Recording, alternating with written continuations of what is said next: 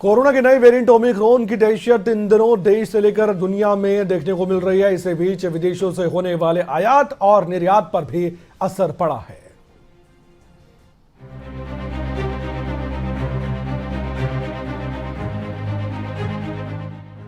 Corona के नए variant Omicron ने ऐसी एंट्री मारी कि सरकार से लेकर प्रशासन के माथे पर चिंता की लकीरें बढ़ गई हैं। इस बीच सरकार की ओर से कोरोना के नए वेरिएंट को लेकर सबसे पहला फैसला विदेशों से आने वाली फ्लाइट्स पर रोक लगाना था।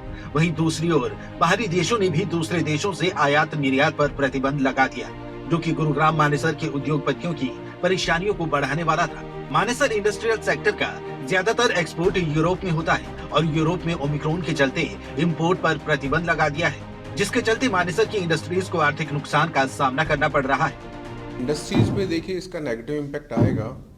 जैसे जैसे केसेस बढ़ेंगे, ओमिक्रॉन हो या कोई दूसरा वेरिएंट भी कल को आता है, तो इंडस्ट्रीज पे उसका डायरेक्ट इम्पैक्ट आता है। बाजार कम हो जाएंगे, खरीदारी कम होगी, डर लोगों में ज़्यादा हो जाएगी, गवर्नमेंट के नए नए प्रतिबंध आ जाएंगे, चाहे वो नाइट कर्फ्यू के रूप में हो या डे कर्फ्यू के रूप में हो। कल को शॉपिंग मॉल्स बंद करेंगे या सिनेमाज बंद करेंगे, क्लब्स बंद करेंगे।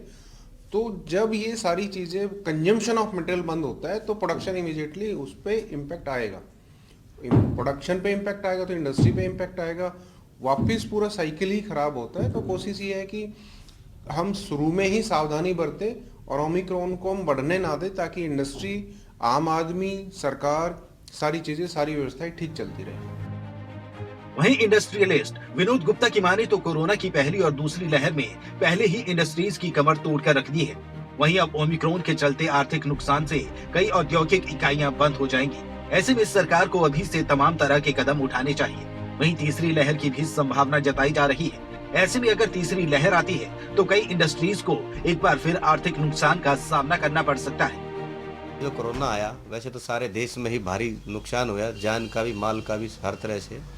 लेकिन इंडस्ट्री उससे बहुत ज़्यादा प्रभावित हुई, क्योंकि इंडस्ट्री के ऊपर एक प्रेशर भी था कि भाई सभी अपने वर्कर्स की, कर्मचारियों की सैलरी भी देनी है। जैसे तैसे इंडस्ट्री ने अपना मतलब काम स्टार्ट किया और एक पटड़ी पे लाने की कोशिश की है। और ये ओमिक्रॉन अगर आ गया, जो भी ये महामारी है, तो मैं समझता हूँ कि बहुत बुरी तरह से प्रभावित हो जाएंगे। तो इससे हम सरकार से निवेदन करते हैं कि भाई पुख्ता इंतजाम जो भी हो सके वो पहले से हम सचेत हों और उसके इंतजाम किए जाएं।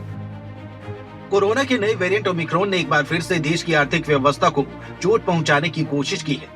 वहीं इस बीच सरकार से लेकर प्रशासन जनता से लगातार अपील कर रहा है कि ओमिक्रॉन से बचने के लिए कोरोना के नियमों का पालन करें, क्योंकि देश में इस वक्त ओमिक्रॉन केस तेजी से बढ़ रहे हैं, जो कि वाकई में चिंता का विषय है। गुलशन ग्रोवर, गुरुग्राम, खबरें अभी तक।